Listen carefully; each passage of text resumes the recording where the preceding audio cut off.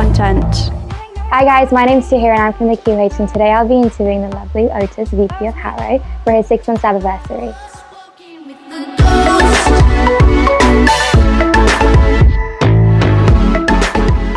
Hi Otis, happy Sabbaversary. How are you today? I'm alright, thank you. First time I heard Sabbaversary. So you stated in your manifesto that you can improve the university, and I quote, through your untiring work ethic and dedication. Do you think so far in 6 months you've done so, or you're on track of doing so? Well, I would like to go back and change that quote and say tiring work ethic, because it is very tiring. I do think I'm very dedicated, and I am, but it is also very tiring. I never thought it would be this tiring.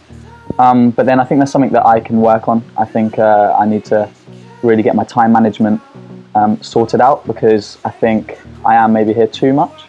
So I've just had a nice little break for a couple of days, get my head back in gear. Yeah, you said that I said that I was going to change the university, right? Improve the university. I think maybe university is difficult to tell. I think what I have changed for sure is the students' experience at university. I think changing the university itself is quite difficult, but the experience is really why I ran, to change their experience for the better, to kind of, not say get what I didn't have, because I had a great time here, but just make that experience a bit better. I think, yeah, that's been done in many ways, and I think I'm on track for the majority of my manifesto points, and those which I'm not are because of barriers that have come up which I wasn't aware of before I was in the position. So you're big on going out, listening and learning from students. How often do you collect feedback from students, and through what means? So every week we go out and goal. So go out and listen, go out and learn. So that's once a month. We do it in Harrow, and in Harrow for 3 hours on a Friday, we go out and say, hey, what do you want us to do? How are we doing? And we get feedback like that. So just going out one-to-one with students and asking them. Also had a canteen survey, went out, gave that to students, exchanged it for an energy drink, and just kind of got feedback that way. What else have we done? Well, I mean, even one-to-one, like I'll go out and I'll be chatting to somebody just randomly, and even if they make sarcastic comments, like they always mean something. So that's also feedback to me. So even when I'm chatting to anyone at any point, I'm taking it in. So don't be scared to chat to me, you know, like I'm not taking everything in, but like somebody, for instance, we're in the forum and we've got these fake plants in the forum. Someone was busting for the toilet and they were like, you don't mind if I just behind them? And I was like, I didn't see it. No, of course I didn't say it, but like they were like, oh, the toilet's too far away for me to go to the toilet.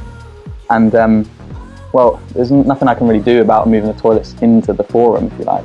But it made me think, what if I was Otis transitioning into being, you know, female, a woman? Then the toilet is too far away, because if I go into the male toilet, that's not where I want to be.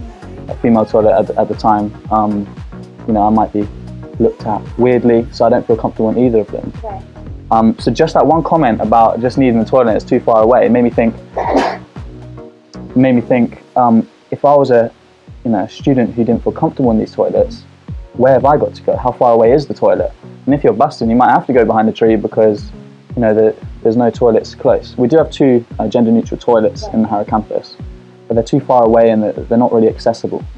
So even a comment like that has made me think, hey, that's some feedback. I need to think about getting accessible toilets for all genders.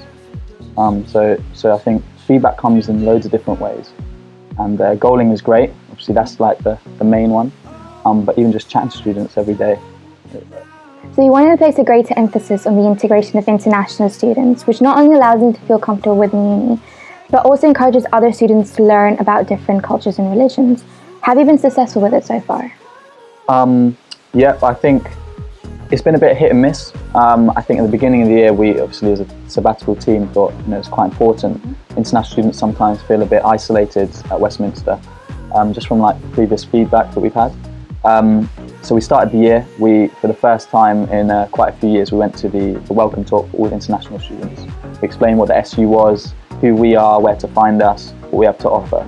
And I think that was actually really important, and it's key, because since then, they kind of know who I am, they know where to find me, and they can come ask me questions. And I mean, I wasn't here last year to see the difference, but considering I've had so many people coming up to me from different countries who aren't domestic students, I think it's worked to an extent. I think those who maybe are a bit more shy, there could be more work towards getting them involved, but I think that's very difficult. But the ones that are active and do want to know and are about on campus, I've been able to reach out to. What made you want to get an SU card, and has it been effective? Well, initially I didn't think I want a cart. I just wanted some sort of pod in the forum, some sort of contact point for students to see the Students' Union and be able to ask questions. The office last year always had closed doors. It was quite intimidating and scary. So we made sure that we have an open door policy now, but we also have this contact point. Coming up to term, as students were about to start, we didn't have anything, and I'd been asking the dean if we could have one. She was like, yeah, great idea. But as it was getting close to the time, we didn't have it. And I was getting worried because I wanted it, and it didn't seem like it was going to come. So I went on eBay, just was browsing for a little bit, and then I found this car, and I was like, oh, this would be really sick. It will fit in with the Harrow campus, it's a bit different, a bit quirky. It was a bit old and like a couple rotten bits on it, but I bought it just outside of Wales, got it here. That was a stressful weekend getting it here, but we found someone to go pick it up, so it was brilliant. And then got it here, sanded it all down. It was green, bright green before, which could have been cool, but I think the red and white for our colours are much nicer. It took a long time. I had one really good helper who was a student from last year. Well, she's still here now, but she helped me a lot. But other than that, it was basically a one-man job.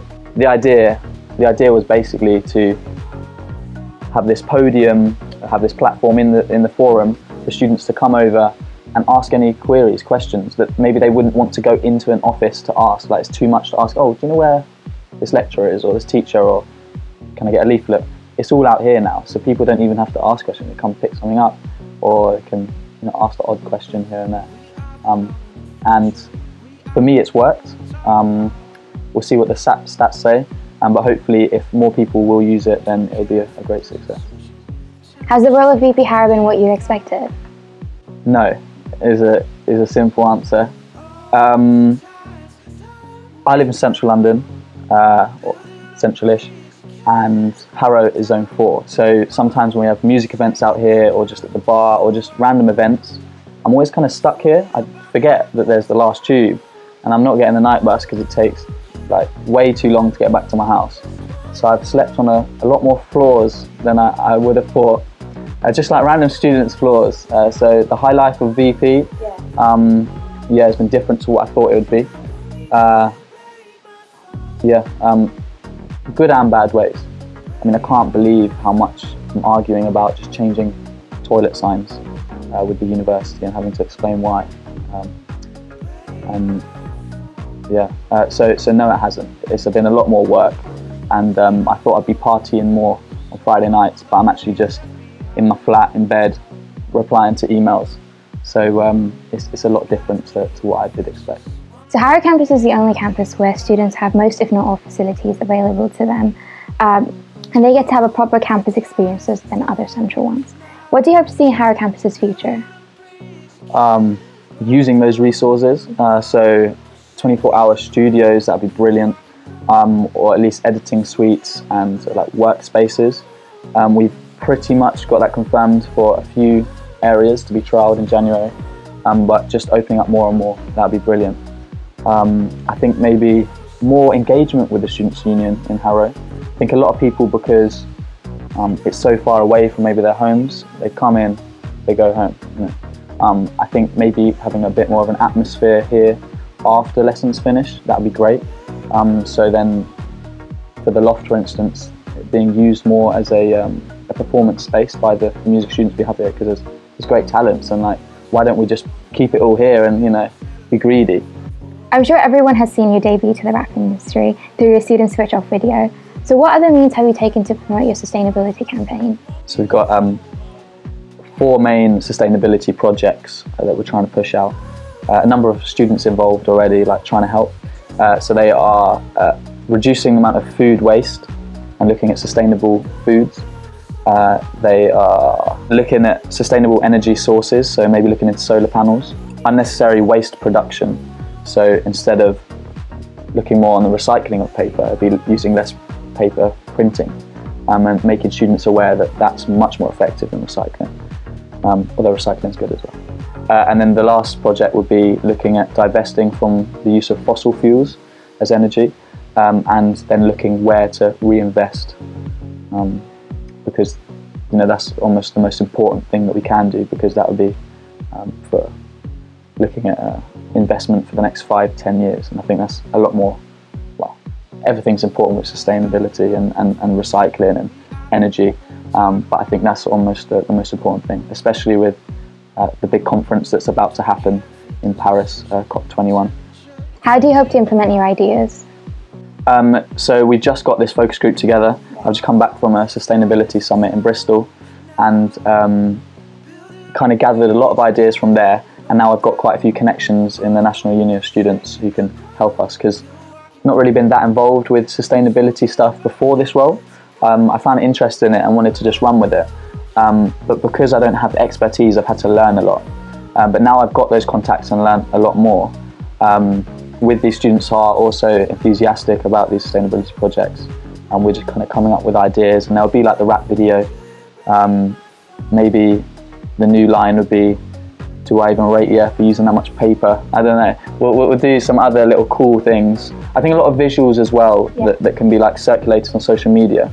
That could be quite successful as well, because social media is what everyone's on. Got my laptop right here, Facebook's open, I'm secretly, so I think we're discussing on how to project it out there, but definitely not the normal methods of posters and just having like a PowerPoint, but we'll get there, just watch out. How is the sabbatical team working this year to integrate students of Harrow campus with the ones of Central?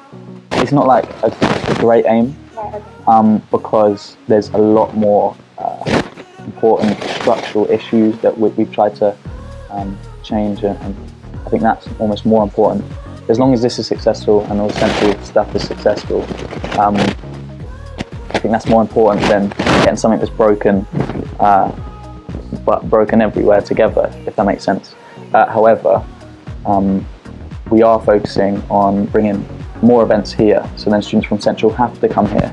And I say like half like that, but it's only like 18 minutes from Baker Street, so it's not even that far. Like, people probably have to travel 40 minutes to get home. But yeah, so we've got a lot more events that we're running here, so like elections. Both the elections will be here, unless plans change, but I'm sure they will. But yeah, so I think we're also just advertising a lot more of what is on offer in the Students' Union, to those in Harrow and those in Central London, so they know about each other. So it's not just one way, I don't think. I think it's both ways. But because of the societies being a lot closer knit this year, and the sports captains, I think engagement from all different areas have progressed, and there's a lot more on places where they're uncomfortable with. What do you hope your legacy of VP Harrow will be? Well, they're probably going to think he's some crazy loony rapper who built a car. I don't know. That's probably what they will think. What I would like to hope they think is somebody who worked hard, because if they can't see that, then I'm doing something wrong, because I'm working very hard.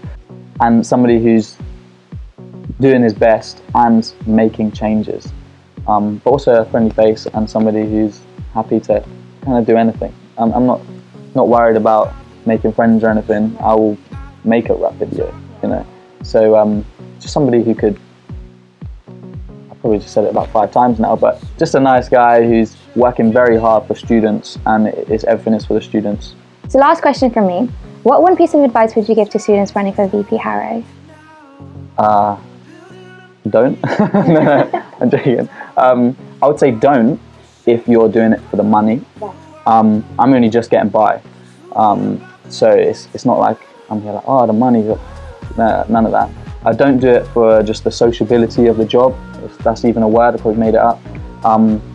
It is a very social job, but it's a lot of hard work. And unless you're here trying to make changes for students, and the reason why you took the job is for the students, then I mean, yeah, you could have a laugh and and get paid and live in London, and it's great, but that's not what the job's for. So I think if you're thinking about it because it'll look good on your CV, for the money, because it's fun, that's not what you should be doing. You should only run if you really care about actually making changes for the better of you, essentially, coming in as a fresh new person and having a good experience at university.